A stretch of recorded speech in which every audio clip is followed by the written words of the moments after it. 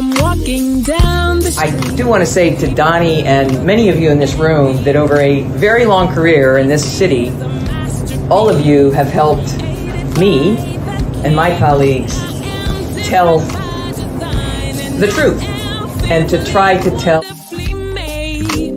I may not look like you and you me, but my head up. I'm from South Carolina, so I just What does this event mean to you, Miss Peggy Mars? Oh, my heart. Happy 20th anniversary. My heart is about loving up on my sisters. Do you know what it feels like to have your sisters in the room? Johnny. and dare to be different and unique. I'm gonna be the best me I can be by letting His glory shine through. I am beautiful, I am blessed, but not just what you see in the flesh. I'm free from people, free from myself. The doctor lived next door to the janitor, to the reverend, and the lawyer. We were together. Now we get so high and mighty that you create stress for your society because you don't like poor black folks either. That's a health problem. Get yourself together so I can stop being taking care of geriatric people and get back to pediatrics. I thank you, Doni, for all you've done. Let's keep doing it all the more. Letting His glory shine through. Dare to be you, dare to be me, dare to be different and unique. I'm gonna be the best me I can be by letting His glory shine through. And I dare you, I dare you, I dare you to be you. Welcome. This is part 2. This is a double-hour show. We have with us physician, cardiologist, Dr. Jorge Alvarez. I'm not going to read the whole bio, but he is the interventional and structural heart disease cardiologist. And I'm going to ask him what we know what MD is as medical doctor with the FACC, FSCAI, what that is. But he's board certified in cardiovascular disease and interventional cardiology. He practices primarily out of the Cardiology Clinic of San Antonio's Medical Center location. He was derailed from a promising football career. I can see you on the football field. After being sidelined in high school due to injuries, took a summer job at a local car wash where the owner offered to put him through college as long as he continued to work there part-time. With the help of the car wash owner, Dr. Alvarez went on to become a successful general and interventional cardiologist. Okay, Doc, so first of all, what is interventional? I can imagine, but I'll just ask. Yeah, so interventional cardiology is basically I am a educated plumber, overeducated plumber. So when people's arteries are blocked, I'm the one that goes in. If you're having a heart attack, I go in and I open up the vessels and kind of that life or death situation. Your general cardiologist, I do that as well, which is managing your blood pressure, trying to keep you out of that operating room and keep you healthy. But if it don't work, I go in and try to unplug those arteries for you. So, Doc, this is Hispanic Heritage Month, and let me just say, bienvenido, welcome to the show. Thank you. I have some Latino roots myself, my grandfather. Bring this into perspective. Clearly, I'm a black man in America. What was your experience? Did you, for instance, run into discrimination in medical school or in your ascension? Help me out. Maybe not necessarily discrimination upon with other people. It was more so my feeling. My parents never went to college. I was the first one to go complete college, and then went through medical school.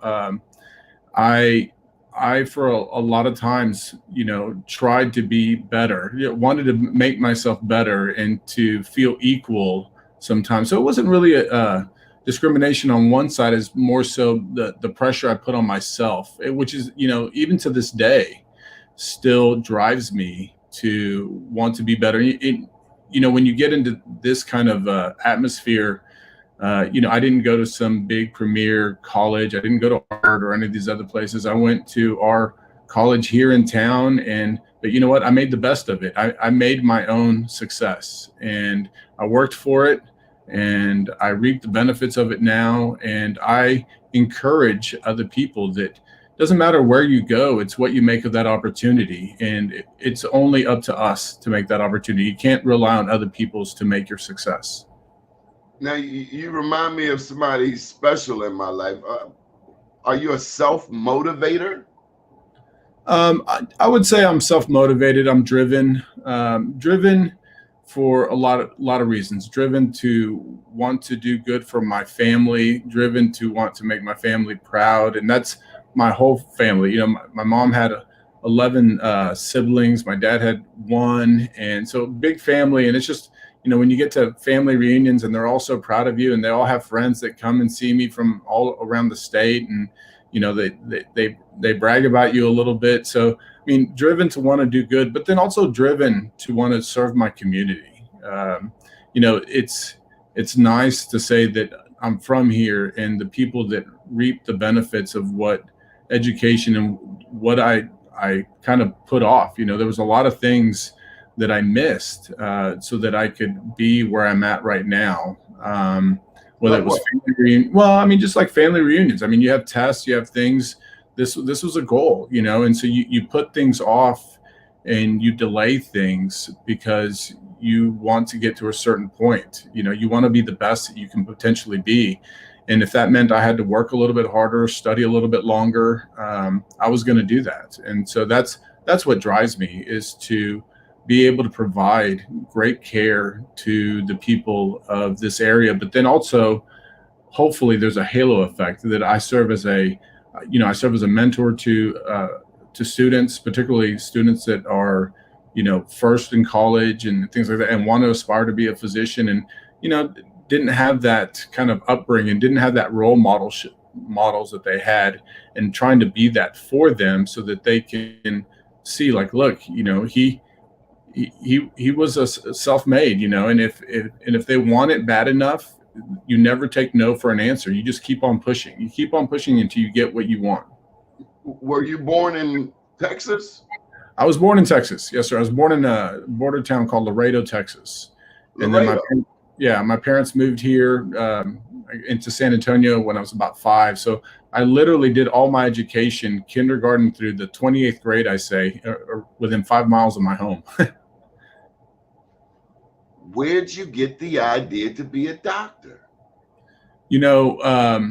My dad was a medical sales rep growing up. And so, I would go on calls with him. And then in the summer times, I would work in the warehouse that he was employed at, the warehouse that they would bring in supplies. And when I got old enough, I would go on deliveries, and just kind of seeing the respect and the way a physician operates within a community, and just the way that they're able to provide that sense that people look up to. But then I actually had a pretty significant injury in high school, and just remember, being somewhat devastated. But then the physician that took care of me at that point in time really kind of patched me together and, patted me on the back and said, all right, go out there. And I just remember that relief of being able to go do what at that point in time I love to do, which is,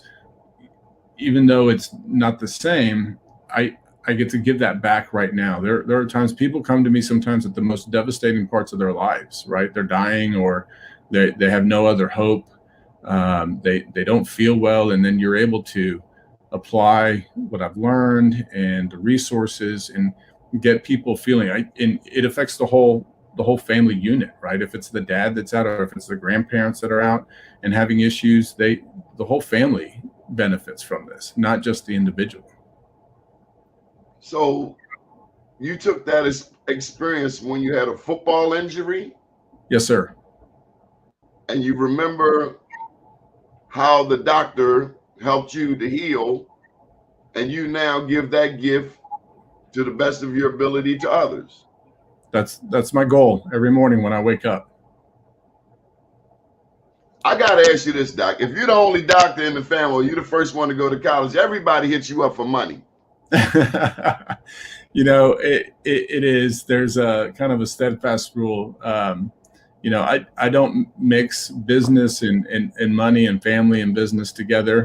I will definitely help out. Uncle George, I need 2,500. Yeah, so I'm sure I'm sure there's something I can find for us to be able to work something out. You know, I'm always going to give to my family, but it's never going to be for free. What? So like work, nephew. Yeah. So a nephew, then, you know, we need help around the house, you know, whether it's doing odd jobs or even if there's somebody that I know may need, you know, sometimes we have patients that need help with transportation or whatever, you know, drive this person for me to clinic and make sure that they make it to where they need to do, kind of giving back a little bit to the community in that aspect. And, you know, you can earn a little bit of money that way. And, but it's never for free. Doc, I live in Baltimore. We see the effects of heroin, cocaine, crack cocaine. There in Texas, you're on a border town. Like if I go to the nearest eatery, there are people who work there from Honduras, from El Salvador. What is it that people in the rest of America don't understand about living in a border town? The gangs, the people fleeing certain conditions in South America. What did you grow up seeing? Well, so, you know, I was born in Laredo, but moved to San Antonio. So it's a couple hours removed, but still went back to Laredo quite often, right? And what you see is really no different than what you see here in our states. You know, people are lucky that they're here and people want to get to a better place. We talk about the gangs and the drugs, but we have to realize that that's still such a small minority of the people that are just trying to better themselves, right? No difference than me trying to better myself and become what I wanted to do. Most people are okay with working, and most people are okay with, you know, earning their way and providing for. It's an innate goal for us, right? We want to better ourselves and do more.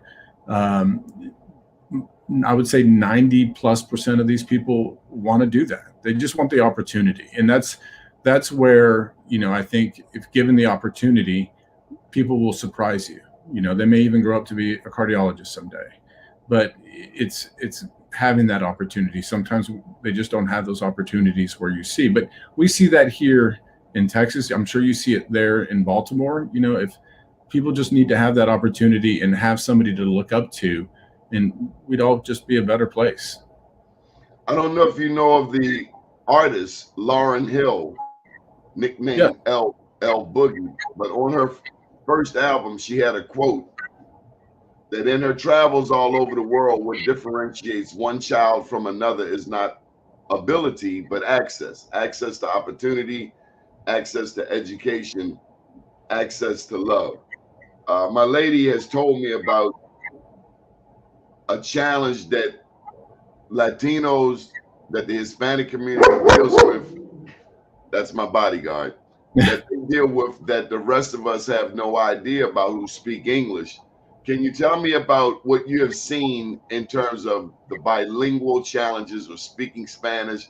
And I've seen and I've paid attention to people say speak English, and if we really knew the history of this country, so easily we could be speaking Spanish. I mean, half of the Midwest was Mexico, according to a map I've seen, and Florida was owned by Spain until 1831. But as growing up speaking English, I have no idea, and the people I grew up with have no idea of the challenges, the mental, the psychological, that one has to deal with when somebody comes back at you and totally misunderstands history and throws the Spanish thing up as a barrier.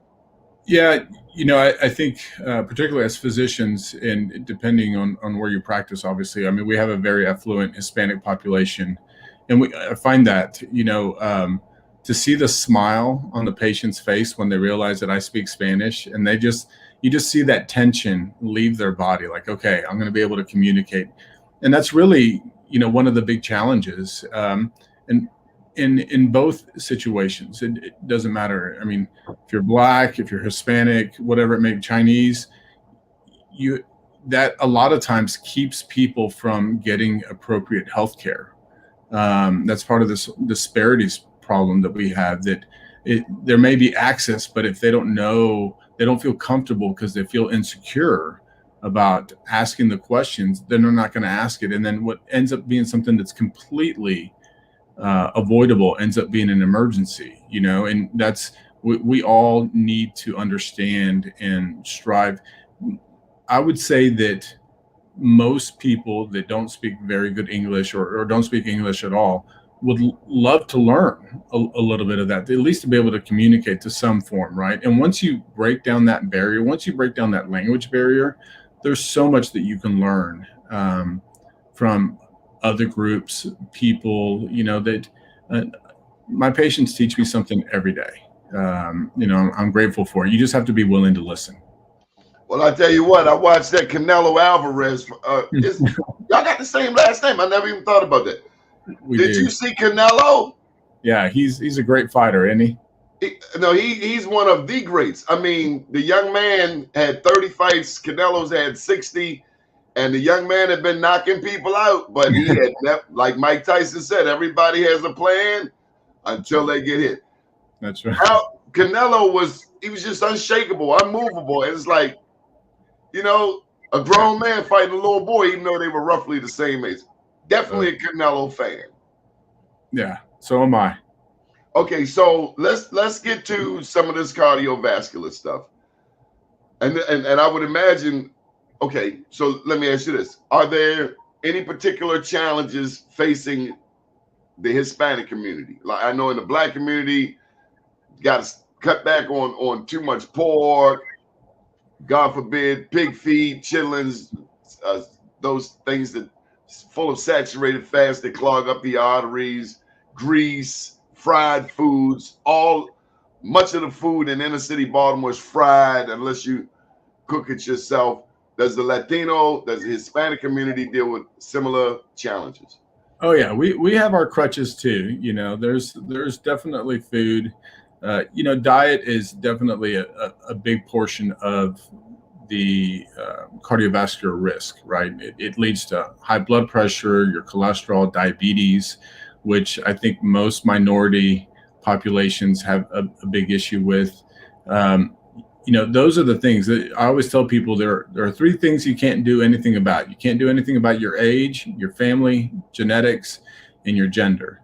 But the things that you can control, your diet, your cholesterol, smoking, whether you're diabetic, your blood pressure, how much activity you do, those are things that you have control of. And those are the things that you need to focus on in trying to limit your risk for heart disease. And that transcends every gender and race. That's just the steadfast rule. You can be mad at who your parents are, but they're still your parents. So you can't do anything about that. And if you're getting older every day, then you're doing okay. So you just have to focus on those things. And once people focus on those things and take responsibility, right? A lot of times it's I don't have a good diet because my wife doesn't cook well for me. Well, then it's a family, and not only that, people don't realize that as adults, you're affecting your children as well. There's a reason why the average age of heart attacks and other health problems is lowering because we don't feed our children very well. We don't encourage them to get out and ride around on bikes and move around and do things. So we need to realize that a lot of the problem is ourselves and make those changes for the better, not only for you. And I will tell you, one of the things I tell patients all the time is that, especially if they have children, I'm like, if your child had a medical condition that if I told you they have to get out and walk for 30 minutes every day and eat a little bit better, would you let them get away not doing that? And they always shake their head no. Like, no, I would be on them. then you should apply that same criteria to yourself. That'll take Doc, you look like you're old enough that when you grew up, punishment for you was, George, you can't go outside for 3 days. That's right. Go to your room and stay in there. Punishment today is you have to go outside with no device. Right. So I want to ask you just generally about this, what technology is doing to our communities, to our families. I've seen 2-year-olds. Hell, my own daughter, she was 9 months in the days of the Palm Pilot. She did dit. And next thing I know, I lost 1,000 phone numbers. Oh yeah. No, it's it's a challenge. It's definitely a challenge in this technology age. The question is to try to use it to your benefit. I will tell you personally, from with my children, my wife and I had decided that we would let them earn their minutes. So however much time they spent outside is how much time they got on the device, right? So if you're outside for 30 minutes, well, then you get 30 minutes. If you're outside for 3 hours and then it gets dark and you come inside, well, guess what? You have 3 hours on your device. And so that was our solution to try to do that. And also encouraged, I included my children a lot of times, like when we would go to exercise. In fact, funny story, I remember one day, my son, he was probably 9 or 10, and I made him, woke up and went to go exercise, and I was doing a plank. I don't know if you know what a plank is, where you kind of hold it on the ground and you're sitting there hovering above the ground for a little bit. And I was making him do it with me, and he kind of looked over at me it was a Sunday morning, and he goes, "How come we can't be like normal families and just wake up and read the paper and drink coffee?" And I said, well, we're going to do that. We just got to do this first. You have to invest in yourself, invest in the day, and then you can, take apart the benefits, reap the rewards for the rest of the day. But you got to take that short amount of time. And it's not a whole lot of time. It's 30 minutes. I tell patients all the time, if I followed you home, I'm willing to bet I could find 30 minutes that you wasted doing nothing, sitting on the couch, when you could have just put on your sneakers, gone for a 30-minute walk, done something, and then you would have been done. And they inevitably shake their heads yes. What has the pandemic done to Americans as a whole? Other than the obvious things, I think our psyche, our ability to get out, I will say it was a dark time there for a while. It was very dark. People stayed home. They didn't want to leave. They didn't want to converse with neighbors. Last night was National Night Out. It was great to see my neighbors out, joining the police. The firemen all came by. We had food, and it had been a while. It had been almost 2 years since we had done that. So it was nice to see everybody out and doing that. So I'm hoping that it's a short time that we did not converse with our neighbors, and that things are going to get a little bit better from now on. But are some people stuck? I mean, I know people older than me. I'm 58. I know people a few years older, and I've had to nudge them. And I probably had to be nudged once or twice myself, like, hey, you've been indoors long enough. Got to go get some vitamin D. Got to see that sun. Right. So I think a lot of that's driven by fear of misinformation. That's it's always easier to listen to the bad news than the actual good news, right? So things like the vaccines work, and people are getting out, and restaurants are opening up, and people are moving. I see more people out and about now than what we have in a long time. And part of that is just they're just tired of staying home. But the other part of it, the ones that are staying home, though, it's fear. It's fear that drives them. So, hopefully by example and by being out and doing the things, they see other people do things. And we've made it really easy, though, too, right? You get groceries delivered to your house now. You don't even have to go to the grocery store anymore. But it's made us lazy. Oh, absolutely.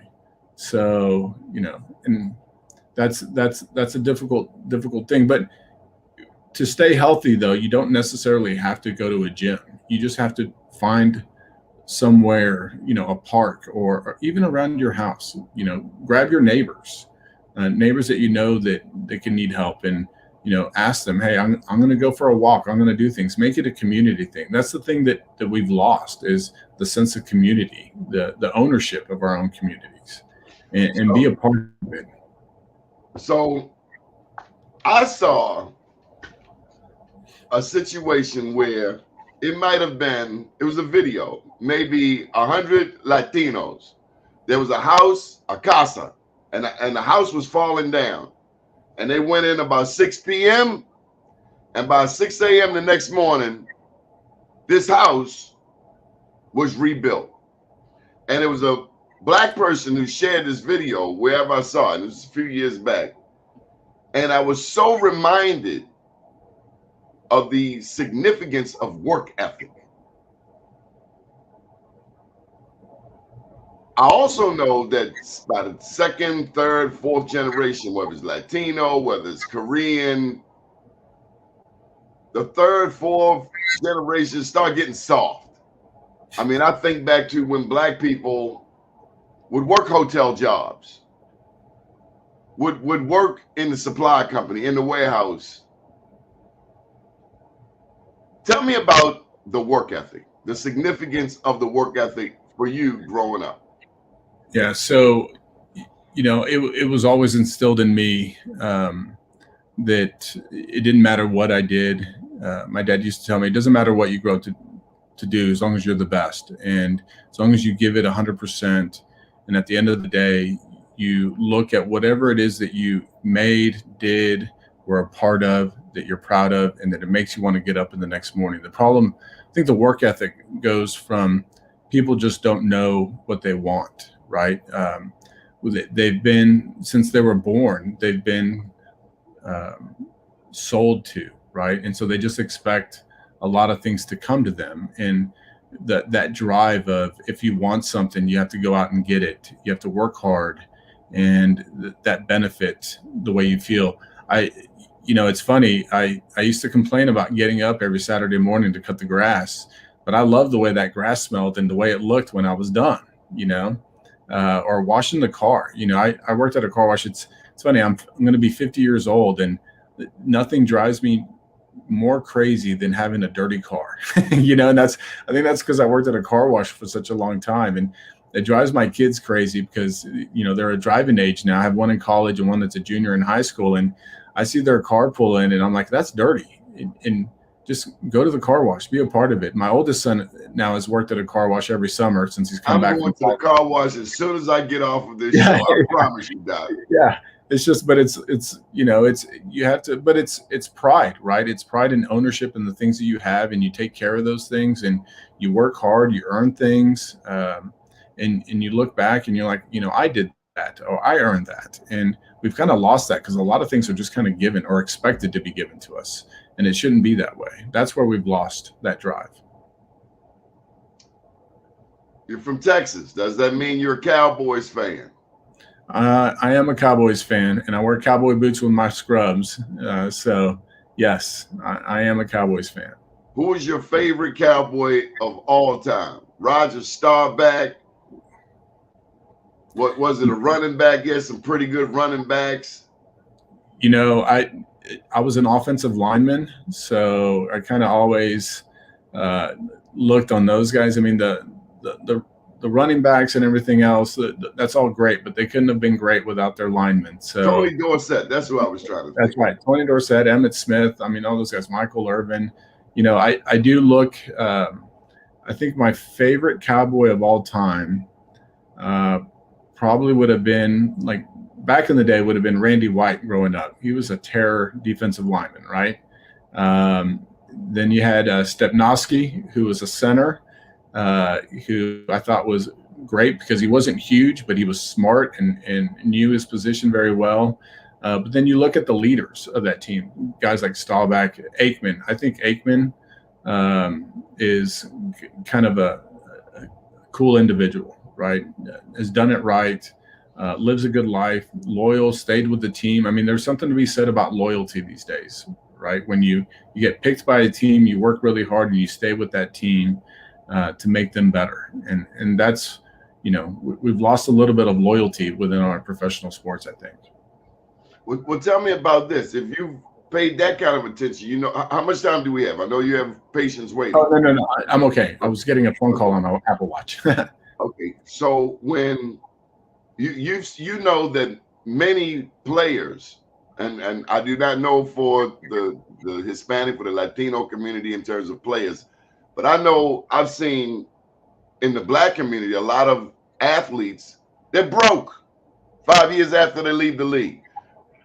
Do you see a similar thing? Or, I mean, people spend money on these material things, and then I could see them easily ending up in the emergency room, and you have to save their life. Maybe they got into cocaine, maybe they got into a broken heart. I don't know, but I know being broke after being a millionaire, that would just, I don't know.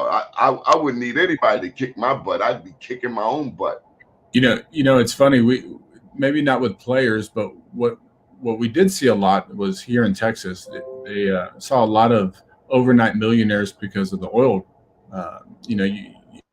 I saw people that would come in 1 year and had difficulties with their getting their medications. And we have medications that we can sample, and so you just kind of help them along and say, you just have to come in and ask. I always tell people that I have a closet full of medicines. You just have to come and ask me. I just can't give them to you, but and we will help. I would rather they come and ask me than go without their medicine, right? I'll find a way to figure it out. And there's so many help programs out there to help people get their medicines. But they'd come in the next year and they'd show me a picture of the brand new, $100,000 truck, and they're wearing Rolex, and their kids have brand new Air Jordans, and I'm like, man, I don't even have that kind of stuff. And then they still say, well, they can't get their medicines. It's priorities. But then they come back the next year and realize that, well, they stopped, oil prices went to $10 a barrel as opposed to 40. And now they were spending for the now and not saving for the later. And you see that it doesn't matter. There's just when people get a lot of money that way, we just don't know what to do with it, right? We want that instant gratification and don't realize that, it's not always going to be there. So you have to plan. I wish there was somebody that would teach some of these athletes in college or wherever they're at, have somebody help them with that planning aspect. But then again, I'm going to be honest. I think that starts at day one in the sandbox, right? From your parents. If your parents are good spenders and teach you to have a level head and move things forward, you're probably not going to end up broke. My mother had 3 rules. I shared it earlier this morning. At 18, you're leaving. In the meantime, don't bring any babies across that door. And number 3, own your house. Yeah. What did your mom tell you? My parents, very similar. Not so much the 18 rule, but definitely don't bring any babies. But the other part of it, I think, was, they always told me to, you can never do anything about the cards you were dealt. It's just how you play your hand, right? So you can't do anything about certain situations. Life happens to us, but it's how you respond to that challenge, to rise up, and then to always try to be the best and do the best that you can be. My dad would tell me, he didn't care if I grew up to be a garbage collector, as long as I was the best garbage collector out there.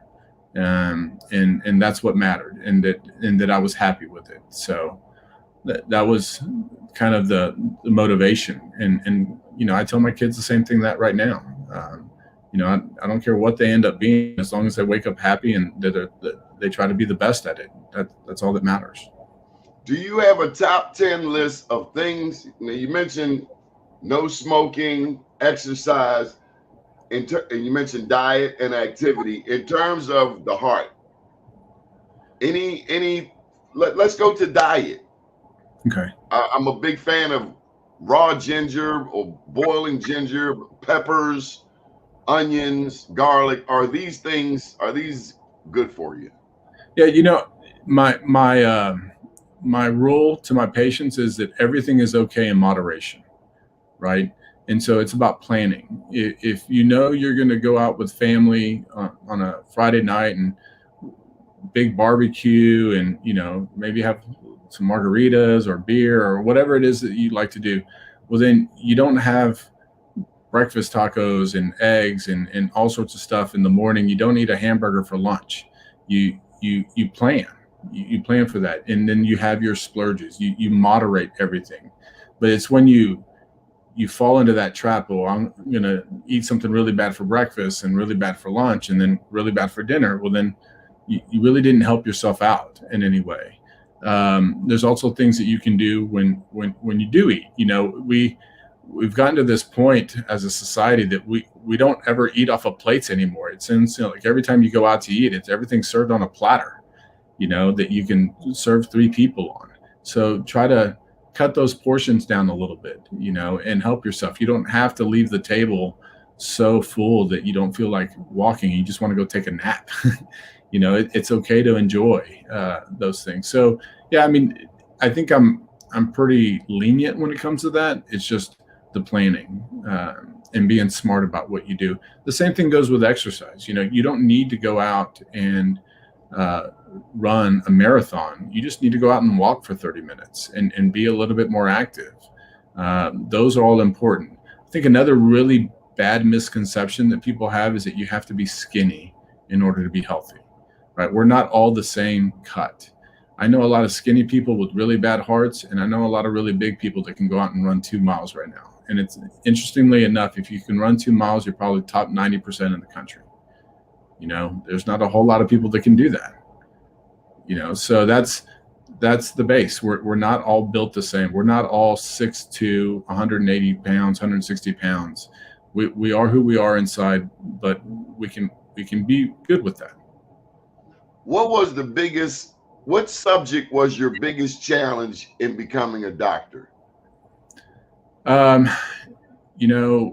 Probably math. Math was a tough one. And I always attribute it to it that I just couldn't sometimes grasp those concepts. The sciences and all those other things I liked, and that's, I tell my children that there's certain things that come easier to you, and those are the things that you need to kind of assimilate to. If you don't like science, don't try to be a doctor. But if you like English and history, then be a lawyer, be a teacher. There's other things you can do. If you like math, be an architect. There's certain things that you can do that will make you happy that people are just better at. You shouldn't try to fit a square peg in a round hole, right? So you need to do what makes you happy and what you're good at. I think sometimes we try to make everybody equal and make everybody good at everything, and that doesn't work. In your community, in the Latino community, and let me just ask you that those words are not interchangeable depending on who you're talking to, right? Latino, Hispanic. All right. I think they're in it. Well, I think my understanding is Hispanic is from Spain, right? Where Latino is more America del Sur, South America, right? Everything else. I think there are definitely differences in the way people are brought up and the way that they think, but at the end of the day, it's all the same. It's more of a social, cultural thing than anything else. But I will tell you that I've looked at hearts on Latinos and I've looked at hearts at Hispanics, and they look the same to me. It reminds me of a wine tasting I went, and the lady was telling me about the talons. Yeah. She said a black tongue is no different than a white tongue. A tongue is a tongue. That's right. So your children, do you push them to be doctors? No, not at all. No. What are they looking at? So my oldest started off in architecture and is doing construction management as well. And he's actually at LSU. And my youngest is in high school. He's gone from wanting to be a pilot to, marine biologist, lawyer. And now he thinks he may like medicine, but I don't show. I poker face that. I try to keep my emotions out of that. I mean, I would love for them to follow, but they need to find their way in what makes them happy. Well, Dr. Alvarez, my father was a funeral director. Yeah. Yeah. And I learned very early that I did not like the smell of dead people. Oh yeah. But vicariously, he trained me to be a journalist. And so on my mom's side, her dad was from Puerto Rico. He was in the Navy. Okay. And then that's how all of that came to be. So anything you want to share with the Latino, with the Hispanic community in Espanol about the significance of Hispanic Heritage Month en español, por favor. Mi español no es perfecto, pero yo hablo un poquito. No. So la cosa más importante es saber que el salud es el más importante por todos. Y el salud es importante para usted y debe ser la cosa que enseñas y que vas a preguntar palabras que tienes con sus doctores, porque nadie más va a querer más de su salud que usted.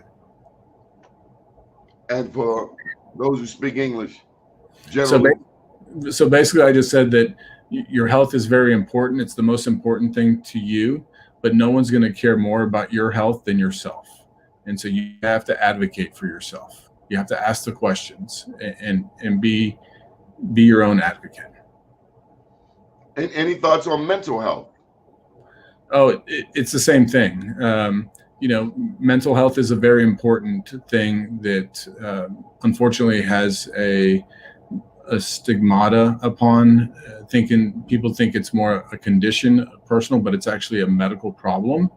And we need to be very cautious and understand that, and as a community embrace that people have problems with mental health. And just the way you would treat somebody with diabetes or a heart condition, it's the same condition. And so it warrants the same concern and the same respect as these others do. Do you foresee, what is your next goal, Doc? You're self-motivated. I mean, you want to be Surgeon General? No, I really like my community. I'm really happy in the place that I am right now. My next goal is to help train and be hopefully a focal point for somebody within this. I have a shelf life and I realize that, but it's the legacy portion of it, right? Making sure that people realize that their community is very important and we need to invest in our community and the health, and that other people kind of carry that torch and baton. And if it means me becoming Surgeon General, then sure, great. But if not, as long as other people take on the cause the way I have, I'll die a happy man. Has there ever been a Latino Surgeon General? I don't know, to be honest with you. I don't know, but I'd be willing to take a crack at it. Have you been to Washington, D.C. lately?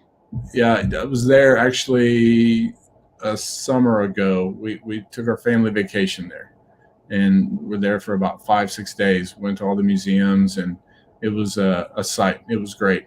I love visiting D.C. And you've got George W. Bush there. You got the Bush there. I have a colleague who's in a presidential fellows program, and he gets to talk with Bill Clinton and George Bush and some of these presidents. Can't wait to see what's next for you, Doc. I appreciate it, Mr. Glover. Maybe we need to name a cardiovascular unit or scholarship. Are there any scholarships that bear your name? No scholarships. I do donate to my favorite university, the school I went to, which is UTHSCSA, the University of Texas in San Antonio. So kind of have a thriving program, up and coming program. And so that's one of the things that my wife and I, we both met in college. Well, we met in college, and we do donate for that specific reason, to make sure that people have access. So it's not the Alvarez Scholarship, but we definitely donate to the scholarship fund for them. All right. Well, I have one final question, and it might be the most important question ever. Yes, sir.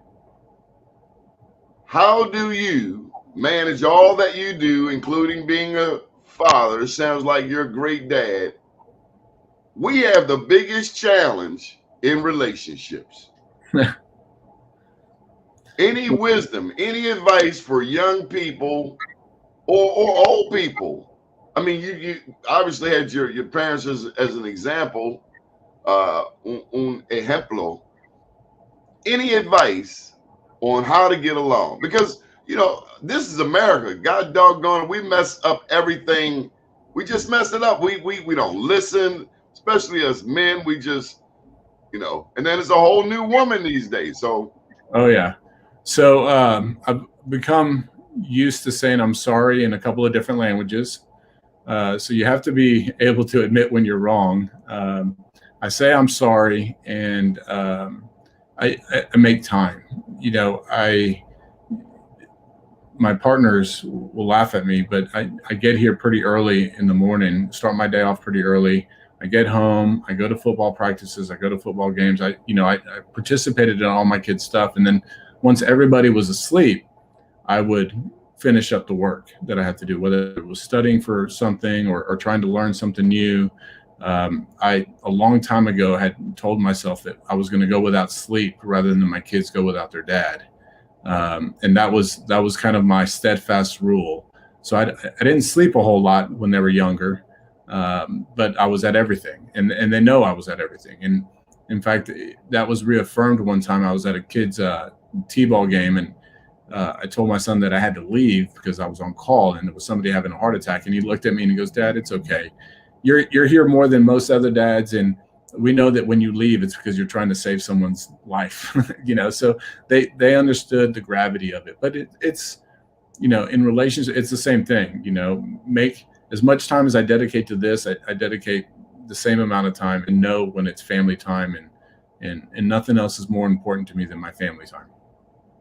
Okay, the only thing we haven't talked about is the big guy. Oh yeah. Is that a part of your life as perrito? Absolutely.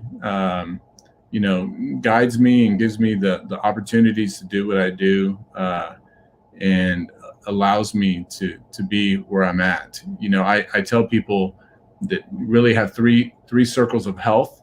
You have your physical, your mental, and your spiritual health. And they all have to kind of be in line with each other. And we're all made of different proportions of it, but they all affect every circle the same way. You get sick, you start to get depressed, and then you ask God, why did this happen to me? You can get down into a vicious spiral. So it's the same thing goes with the success. You're successful at something, you're happy, and you have to make sure that you thank God for what the opportunities he gave you.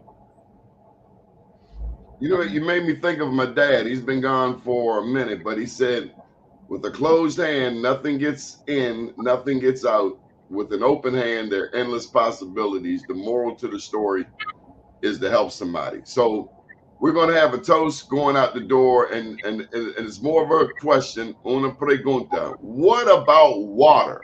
How much darn water do I have to drink? And was that even a question for you growing up in Texas? I just think of desert and hot and scorpions and getting buried in the desert if you cross the wrong people. Water. Any thoughts on water? Right. You definitely should stay hydrated. Being hydrated is very important. 4 12-ounce bottles of water every day is probably pretty good. If you're not going to the bathroom at least 2 to 3 times a day, 4 times a day, then you're probably not drinking enough water. If you're when you go to the bathroom, if it has a lot of color, you're not drinking enough water. Doc, is there anything we haven't covered that we should touch on? No, sir. I think this has been great. So thank you very much for the opportunity. Thank you again for following up and giving us a chance to get this right. Dr. Jorge Alvarez, MD, not just a well-versed cardiologist, but also you seem to be a great human being, and certainly a great husband and father. And much love to your family, and maybe we'll get to meet in person one day. Yes, sir, Mr. Glover. I appreciate it. Thank you very much. Yes, sir. Que Dios te bendiga, and happy Hispanic Heritage Month to all. And thank you, sir. Take care. Good morning, world.